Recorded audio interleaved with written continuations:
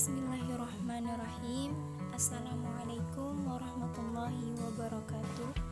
Yang terhormat kepada Bapak Ridani Fizi, SPD MPD, selaku dosen mata kuliah Bahasa Indonesia, dan teman-teman semua yang berbahagia. Pertama-tama, marilah kita panjatkan puji syukur kepada Allah Subhanahu wa Ta'ala karena telah memberikan rahmat kesehatan dan keselamatan kepada kita semua. Baiklah, adapun topik yang akan dibahas adalah bentuk dan makna. Perkenalkan, nama saya Nur Husna Aulia yang akan bertugas untuk memandu jalannya diskusi ini. Adapun anggota kelompok saya yang pertama, Muhammad Rohim Sodik, NPM 2111-1256, dan saya sendiri Nur Husna Aulia, NPM 2111-1271, dan Radiatul Fitriah 2111-1273. Baiklah, untuk mempersingkat waktu, langsung saja masuk pada materi yang pertama yang akan disampaikan oleh saya sendiri. Bentuk ialah satu titik temu antara ruang dan massa.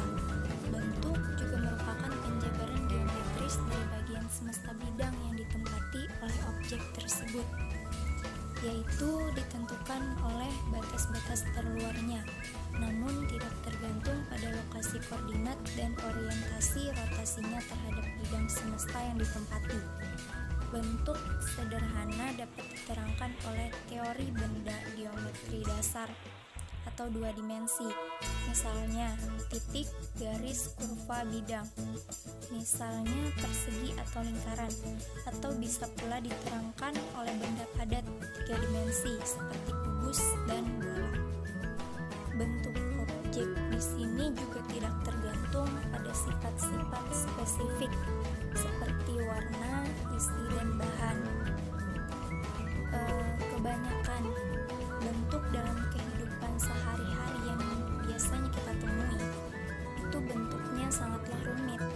Misalnya bentuk pohon dan bentuk garis pantai, yang mana sangat rumit sehingga diperlukan lebih dari sekedar teori geometri sederhana saja untuk menganalisanya. Selanjutnya yaitu makna. Makna adalah hubungan antara lambang bunyi dengan acuannya.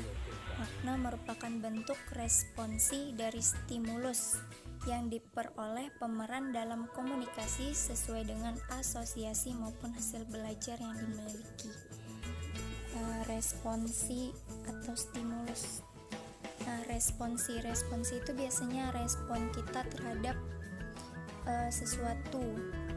Kalau stimulus itu setiap bentuk fisik atau visual. Jadi di sini makna dan perubahannya ada dua macam yang terpenting. Yang pertama itu makna leksikal atau bisa juga disebut makna denotasi atau makna lugas. Jadi makna leksikal di sini adalah makna kata secara lepas tanpa kaitan dengan kata lain dalam suatu struktur.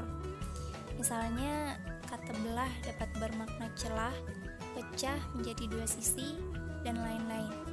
Makna ini juga biasanya digunakan dalam surat-surat resmi, surat-surat dagang, laporan, dan tulisan ilmiah agar makna itu menjadi pasti sehingga tidak terjadi salah tafsir.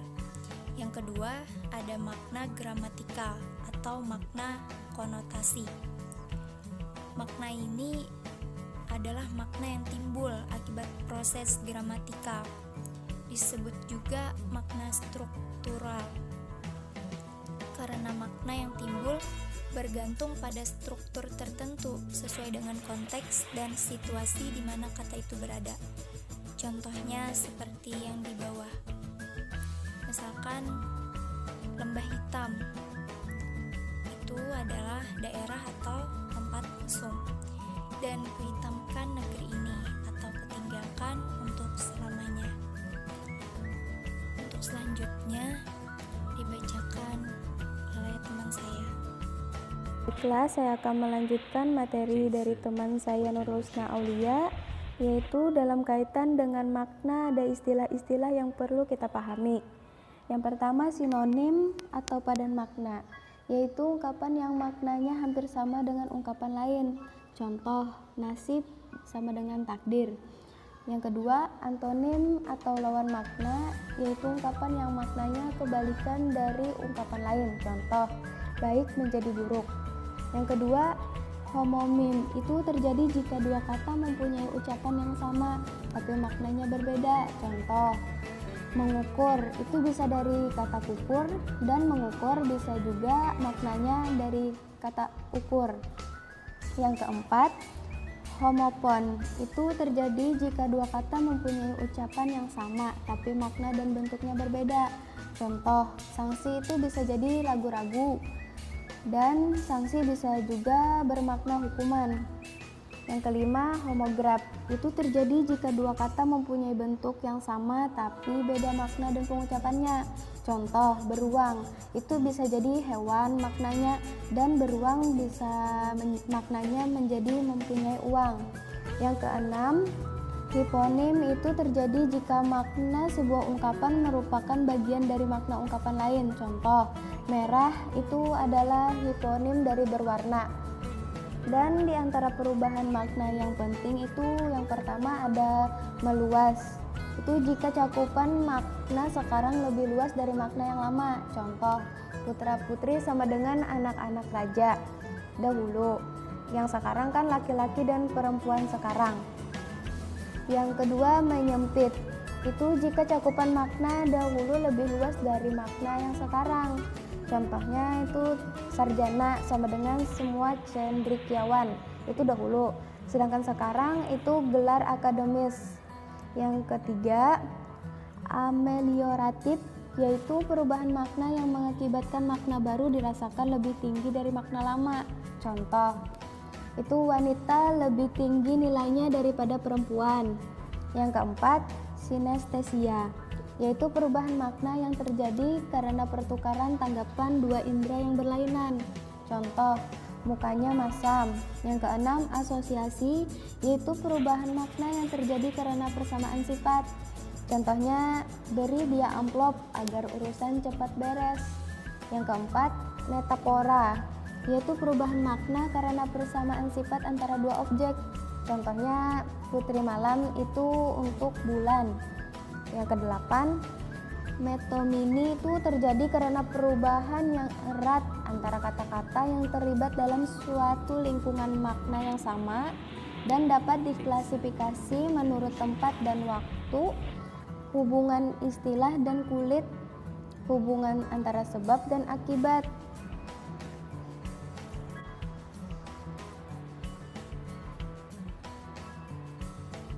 Satuan bentuk terkecil dalam bahasa adalah fonem dan yang terbesar adalah karangan.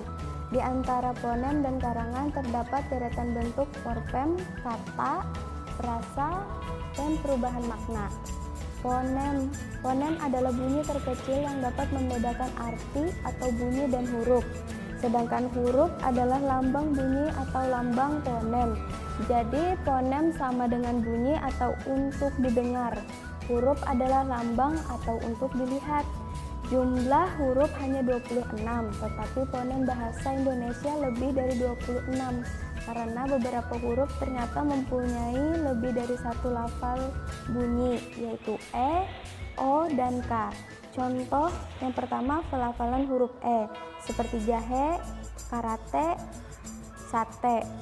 Yang kedua, pelafalan huruf O bisa beo, Solo, Rio. Yang ketiga, pelafalan huruf K bisa anak, enak, dan ternak. Selanjutnya, morfem. Morfem adalah satuan bentuk kecil yang dapat membedakan makna atau mempunyai makna. Morfem dapat berupa imbuhan, misalnya akhiran an, awalan ni diakhirikan, atau eklitika atau partikel, misalnya akhiran lah dan akhiran kah, dan kata dasar misalnya bawa, makan. Contoh, makan ditambah an sama dengan makanan. Awalan mi ditambah makan sama dengan memakan. Menurut bentuk dan maknanya, morfem ada dua macam, yaitu morfem bebas dan morfem terikat. Morfem bebas itu morfem yang dapat berdiri sendiri dari segi makna tanpa harus dihubungkan dengan morfem lain. Dan yang kedua, morfem terikat, yaitu morfem yang tidak dapat berdiri sendiri dari satu makna.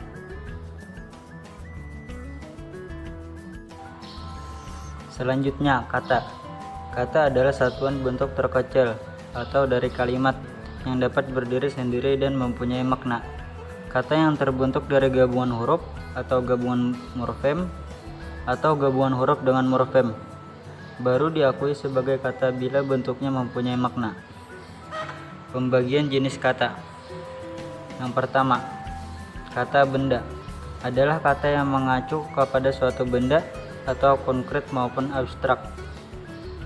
Kata benda berfungsi sebagai subjek, objek, pelengkap, dan keterangan dalam kalimat. Yang kedua, kata kerja adalah kata yang menyatakan perbuatan atau tindakan, proses, dan keadaan yang bukan merupakan sifat. Umumnya berfungsi sebagai predikat dalam kalimat. Yang ketiga, kata keterangan adalah kata yang memberi keterangan pada verba, adjektiva, nomina, predikat, atau kalimat. Yang keempat, kata tugas atau partikel adalah kumpulan kata dan partikel, lebih tepatnya dinamakan rumpun kata tugas. Dan selanjutnya, frasa. Frasa adalah kelompok kata yang tidak mengandung predikat dan belum membentuk klausa atau kalimat, berfungsi sebagai subjek, predikat, objek, dan keterangan di dalam kalimat. Ciri-cirinya: konstruksinya tidak mempunyai predikat, proses pemaknaannya berbeda dengan idiom, susunan katanya berpola tetap. Frasa tidak boleh mengandung makna predikat dan tidak sama dengan idiom, karena cakupan makna yang dibentuk oleh frasa masih di sekitar makna leksikal kata pembentuknya, karena hakikatnya frasa adalah kata yang diperhias dengan memberi keterangan. Contohnya, jumpa pers, berjumpa dengan pers. Jadi kesimpulannya, satuan bentuk dalam bentuk bahasa Indonesia terdiri dari beberapa macam, yaitu yang pertama fonem, yang kedua morfem, yang ketiga kata, yang keempat frasa, dan yang kelima makna dan perubahannya. Masing-masing dari mereka mempunyai fungsi yang berbeda, tetapi saling berkaitan dengan mendukung terciptanya bahasa Indonesia yang baik. Demikianlah beberapa hal yang bisa kami sampaikan. Sebelumnya kami memohon maaf yang sebesar-besarnya kepada kalian semua apabila di dalam penyampaian tadi mungkin ada kesalahan kata atau beberapa pernyataan yang menyinggung kalian semua. Untuk selanjutnya kami membuka forum tanya jawab kepada kalian teman-teman semua yang ingin bertanya. Silahkan kirim pertanyaannya. Baiklah, selesai sudah penyampaian dari kami. Saya akhiri. Assalamualaikum warahmatullahi wabarakatuh.